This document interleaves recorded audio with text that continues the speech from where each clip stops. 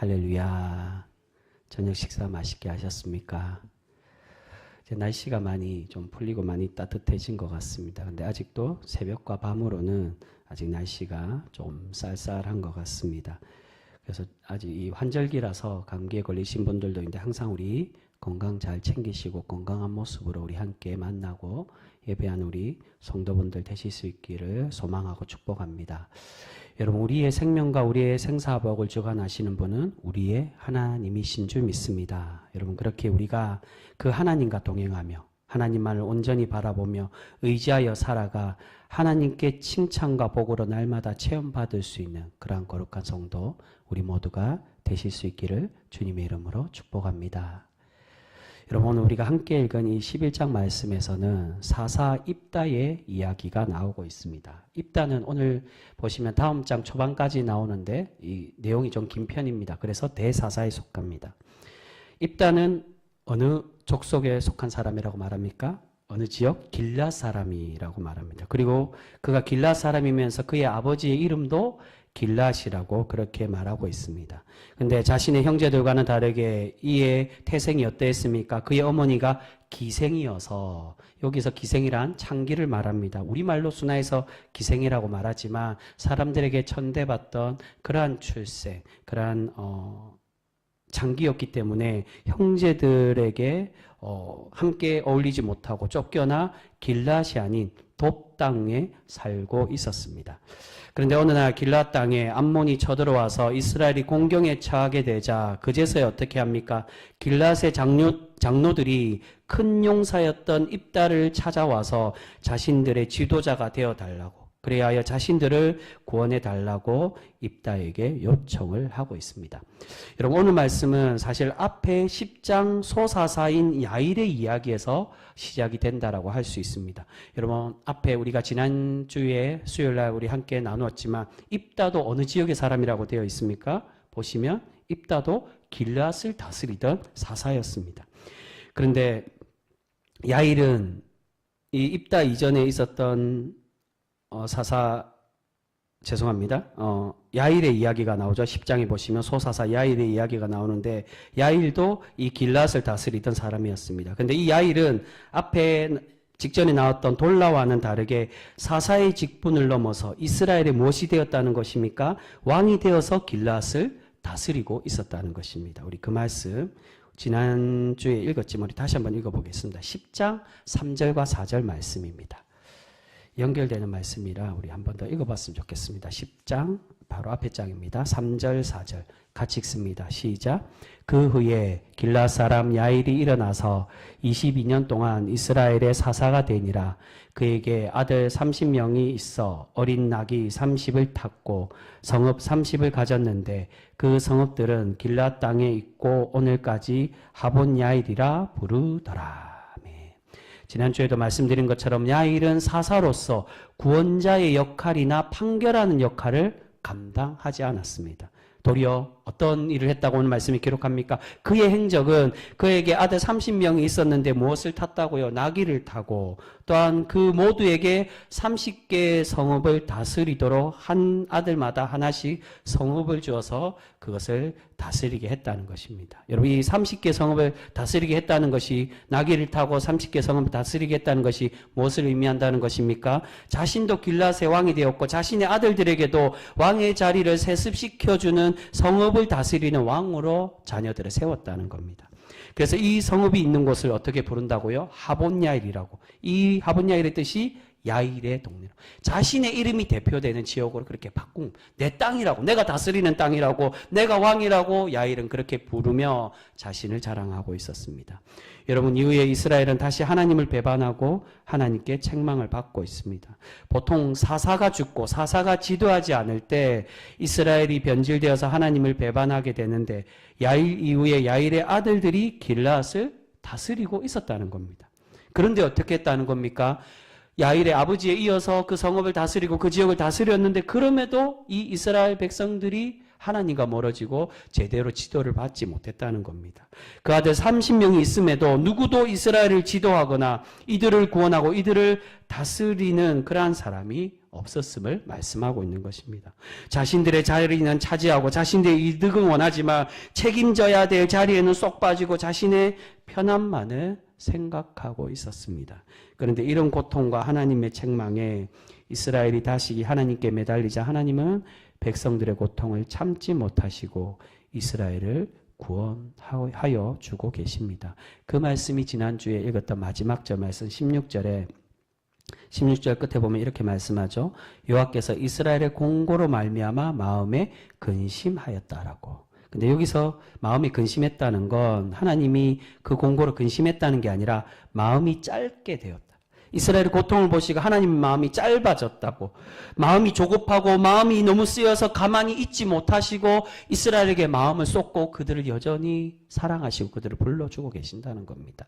여전히 하나님은 이런 불충한 백성, 하나님의 백성 이스라엘을 사랑하시고 이들을 구원해 가기를 원하고 계십니다. 그런데 문제가 이제 오늘의 이야기로 넘어갑니다. 하나님께서 분명히 이스라엘을 구원해 주실 것인데 이 구원이 속히 이루어지지 않자 이스라엘이 다시 어떻게 했습니까? 또다시 하나님을 왕으로 모시고 하나님께 매달리고 구한 것이 아닌 자신들을 구원할 왕을 세우려고 하고 있었습니다. 우리 그 말씀 10장 제일 후반에 17절 18절 말씀입니다.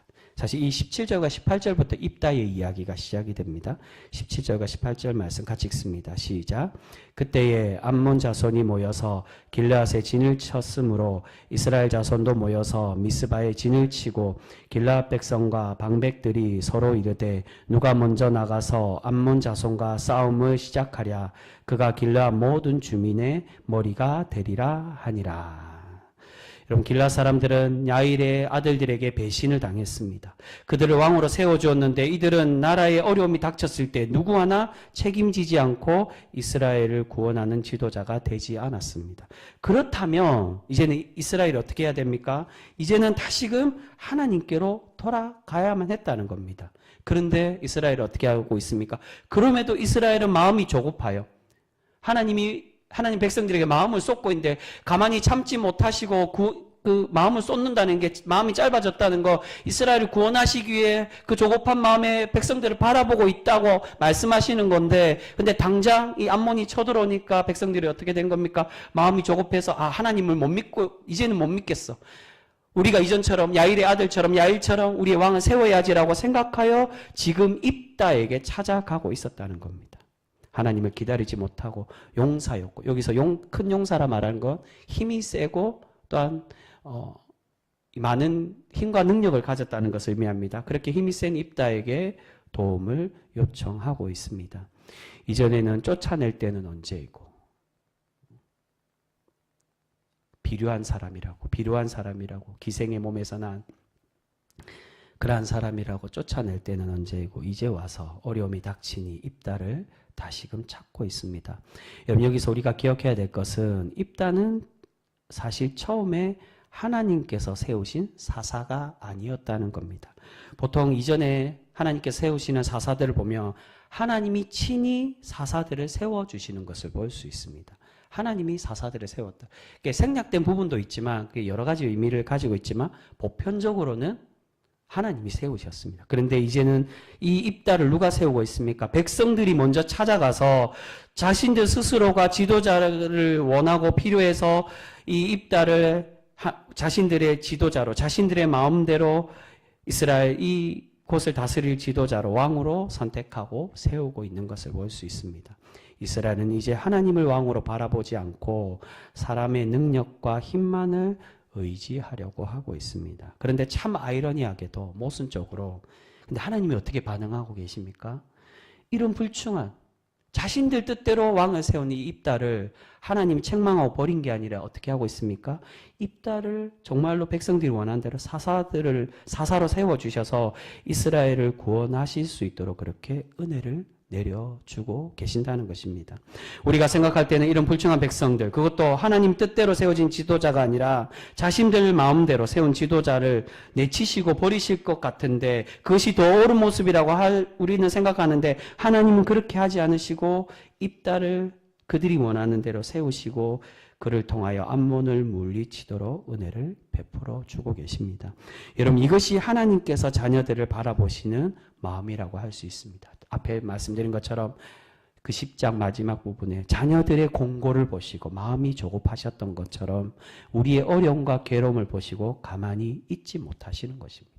아무리 지금 이스라엘 백성들처럼 불충하고 여전히 성숙되지 못한 모습을 가지고 있더라도 하나님은 여전히 우리에게 은혜를 베풀어 주시는 줄 믿습니다. 근데 여러분, 이러한 은혜를 잊고 하나님의 구원자로 세움받은 입다가 어떠했습니까?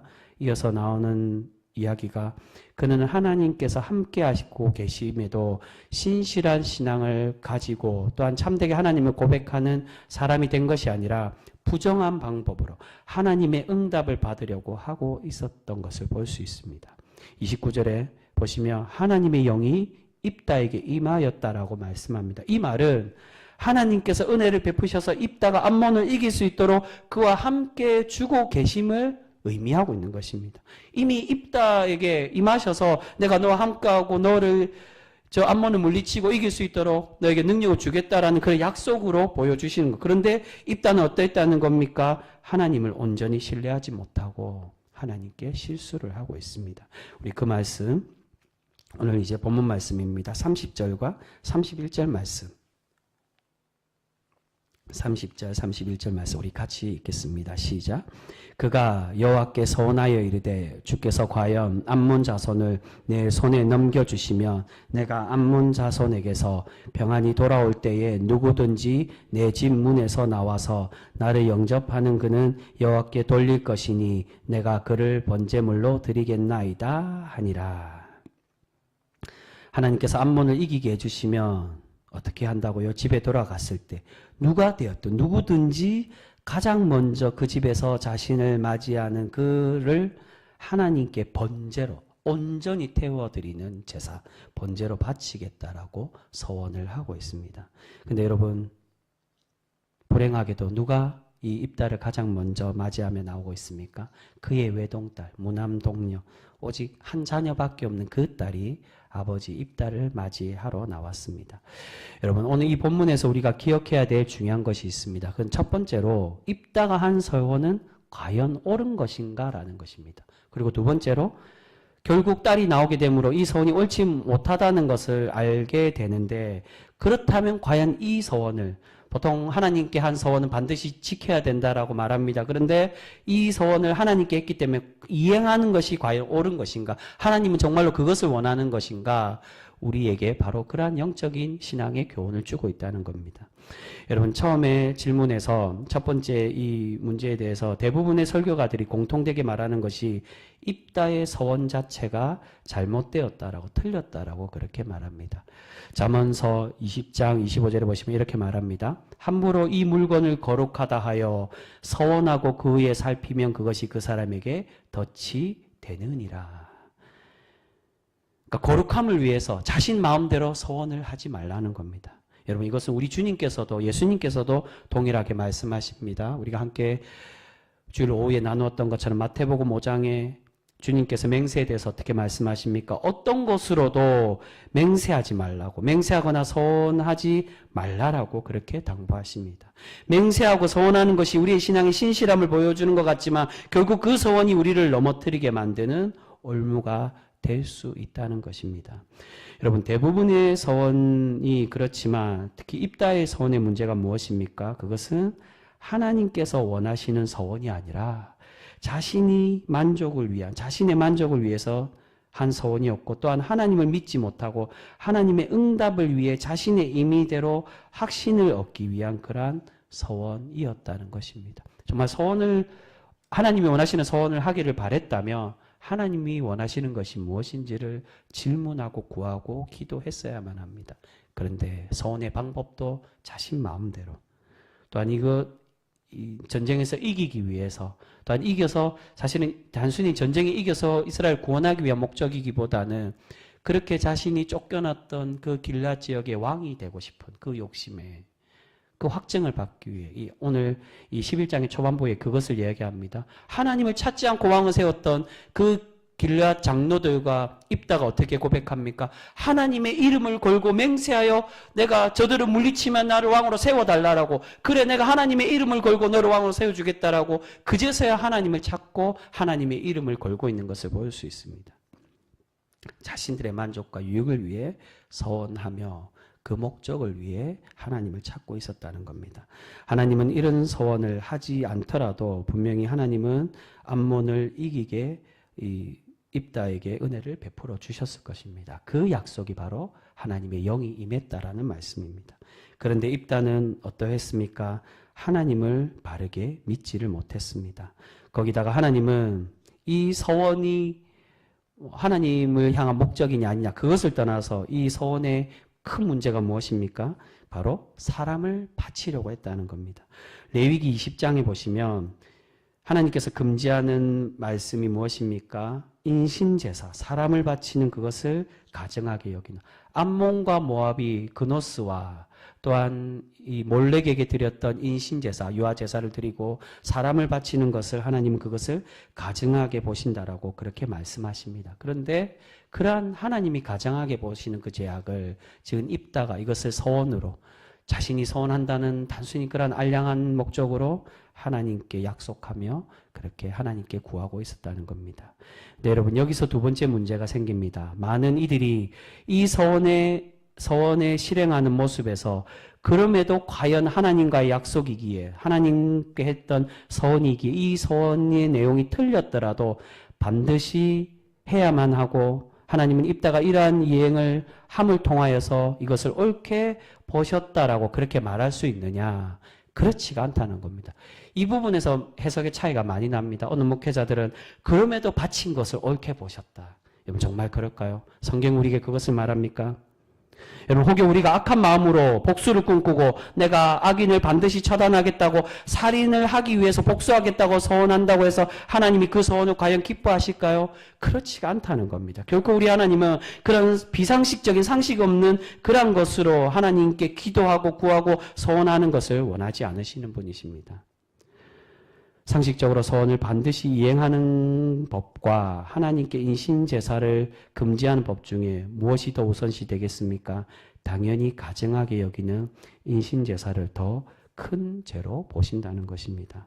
하나님께서 불법한 백성들을 심판하시겠다는 말씀과 또한 용서하고 사랑한다는 말씀 중에 무엇이 더 우선시되고 중요시 되겠습니까? 당연히 사랑하고 용서하는 말씀이 더 우선시 된다는 겁니다. 또 마찬가지로 심판도 어떤 목적으로 주시는 겁니까? 우리를 버리시기 위해서 단순히 정말로 우리를 정죄하고 좌우로 불법한 자, 하나님 보시기에 기뻐하는 자로 나누기 위해서 성경은 우리에게 그걸 말씀하고자 하는 게 아닙니다. 열왕기 말씀도 하나님께 칭찬받는 왕이냐 아니냐 그걸 말하는 게 아니라 그럼에도 불구하고 돌아오라는 겁니다. 그 말씀처럼 하나님께서 심판하시고 책망하시는 것도 우리를 사랑하시기에 그 사랑의 표현으로 우리가 돌아오기를 바라시며 우리를 책망하시고 정죄하고 계신다는 겁니다. 여러분 입다가 왜 자신의 집에 나오는 것을 하나님께 바치겠다고 서원하고 있는 것일까요? 자신의 집에 무엇이 나올 줄 알고 이렇게 서원할까요? 그것은 자신의 집에서 개나 다른 짐승이 맞이할 것으로 생각하고 이렇게 서원했을까요? 그렇지가 않다는 겁니다. 분명히 사람이 나오는 것이 당연했습니다. 근데 입다가 예상한 게 무엇입니까? 설마 내 가족이 나오겠어? 내 집에 있는 종이나 또는 다른 하인들이 나올 것이라고 생각하고 서원을 하고 있는 것입니다. 입다는 어떠한 생각 가지고 있었습니까? 나만 아니면 된다고. 내 목적을 이루기 위해서 어떤 수단과 방법을 사용하더라도 그것은 중요하지 않고 그 목적만 이루면 내가 피해만 입지 않으면 누가 피해를 입고 다쳐도 상관하지 않겠다는 이기적인 마음을 입다가 가지고 있었다는 겁니다. 그런데 결국 그러한 이기적인 생각과 참된 신앙인답지 못한 그러한 하나님과의 약속에 결국 누가 나오게 되었습니까? 하나님이 이 결과는 그렇게 이제 이루어집니다. 하나님의 책망의 모습처럼 그의 소원이 잘못됨을 우리에게 말씀하는 것처럼 그의 딸이 나와서 그의 딸이 희생되는 것을 볼 수 있습니다. 여러분 입다는 앞에 3절에서도 말씀하고 있는 것처럼 비류들과 이 불량배를 말합니다. 불량배들과 거느리고 그들과 함께 어울리던 사람입니다. 그리고 처음부터 하나님께서 세우신 사람이 아니라 백성들의 이기적인 마음으로 세워진 사사였습니다. 입다는 신앙적으로나 인격적으로 전혀 준비되지 못한 그러한 지도자였다는 겁니다. 그러한 사람이기 때문에 입다가 오늘 이런 실수를 하여 자신의 딸을 하나님께 바치는 불행을 겪고 있는 것을 볼 수 있습니다. 여러분, 사사기의 전체 주제가 무엇입니까? 주제의 말씀이 무엇입니까? 여러 번 말씀드린 것처럼 가장 마지막에 나오는 말씀 21장 25절에 그때에 이스라엘에 무엇이 없었다고요? 왕이 없으므로 사람이 각기 자기 소견에 옳은 대로 행하였다라고 말씀하고 있습니다. 여기서 왕이 누굽니까? 사사기 사무엘상에 들어가서 처음 세워진 사무엘과 같은 그런 왕이 없다는 거, 그걸 말합니까? 그렇지 않고 하나님이 이스라엘의 왕이 되지 못했다는 겁니다. 이스라엘 백성들은 더 이상 하나님을 왕으로 섬기지 않았습니다. 그저 힘이 세고 능력 있는 사람이 자신들의 왕이 되었으면 하는 그런 바람들만 가지고 있었습니다. 또한 심지어는 그 백성들이 그러한 잘못된 생각을 했으면 하나님께 세워진 그러한 일꾼들이 그것을 책망하고 바르게 인도해야 되는데 그 일꾼들 또한 어떠했다는 겁니까? 하나님께서 택하시고 세우신 지도자 그 사사들조차도 동일한 생각을 가지고 있었다는 겁니다. 하나님을 진정한 왕으로 섬기지 못하고 자신이 왕이 되어 자신 마음대로 옳은 대로 나라를 다스리고 스스로 판단하고 행동을 하고 있었습니다. 여러분, 오늘 입다의 서원처럼 우리가 혹시 하나님의 뜻을 구하고 하나님 뜻대로 살아가려고 노력하기보다 하나님의 뜻을 자신이 원함과 자신의 소원에 맞추려고 혹여 그렇게 구하며 기도하고 있지는 않습니까? 여러분, 오늘 입다도 그렇지만 우리가 보통 서원하는 이유가 무엇입니까? 대부분은 내 뜻에 하나님께서 맞춰달라고 요구하기 위해서 하는 게 서원입니다. 그래서 혹시 이것을 이루어 주시면 내가 하나님께 더 많이 드리겠다고 조건부로 하나님과 약속을 하게 됩니다. 여러분, 혹시 필요한 것이 있다면 사실 이러한 조건부적인 서원을 하고 내가 이만큼 주시면은, 그러니까 서원하는 것 자체가 문제가 아니라 조건부적으로 하나님 이만큼 들어주시면 내가 이만큼 드릴게요 라고 기도하는 것보다 도리어 어떻게 보면 그런 것을 조건부로 달지 않고 그냥 구하고 기도하는 것이 더 나은 신앙인의 모습이라고 할 수 있습니다. 그렇지 않고 오늘 입다와 같이 우리의 서원을 조건부로 이야기하며 들어주면 내가 더 많이 바치고 내가 더 많이 드리겠다고, 그렇지 않으면은 내가 하나님께 실망하겠다라고 그렇게 하나님과 거래하는 것처럼 보이는 그러한 신앙의 모습은 참된 신앙의 모습이 아니면 우리는 분명히 기억해야 될 것입니다. 여러분, 물론 우리가 하나님께서 주심에 감사하여 드리고 바치는 것은 좋은 모습입니다. 그런데 그 드릴 때 중요한 것이 무엇이라는 겁니까? 자원하여 드려야 된다는 겁니다. 주시든 주시지 않든 그 모든 것에 그 기준과 시기와 결과에 따라 그 모든 것을 내가 정하는 게 아니라 내 뜻대로 정하는 것이 아니라 그 결과가 어떻게 됐든 그 양과 시기를 따지지 않고 자원하여 감사하여 드려야 된다는 겁니다. 그것이 진정한 신앙인의 참된 드림의 모습이라고 할 수 있습니다. 여러분, 사사기는 우리 인간의 연약함, 인간의 불완전함을 책망하고 우리가 오로지 참된 왕이신 하나님께로 돌아가야 함을 가르치는 성경이라고 할 수 있습니다. 오늘 우리가 이 입다의 서원을 통해서 우리에게 주시는 교훈처럼 어떤 기도의 제목이든 어떤 헌신이든 나의 만족을 위한 것이 아니라 오직 하나님 뜻대로 구하고 행하며 살아가는 그런 거룩한 성도 우리 모두가 되실 수 있기를 소망합니다. 여러분, 우리가 우리의 기도 제목이나 개인의 바람이 이제 나의 뜻대로가 아닌 더 성숙된 신앙인이 되어서 온전히 하나님 뜻대로 하나님의 영광을 위해 기도하고 실천하는 그러한 신앙인들 되실 수 있기를 바랍니다. 우리가 그렇게 참된 것을 구하며 하나님 뜻대로 살아갈 때 하나님께서 우리를 아름답게 보시고 더 큰 복으로 날마다 채워가 주실 줄 믿습니다. 그렇게 참되게 기도하고 하나님과 교제하며 하나님 뜻대로 살아가는 우리 복된 성도 모두가 되실 수 있기를 주님의 이름으로 축복합니다. 기도하겠습니다.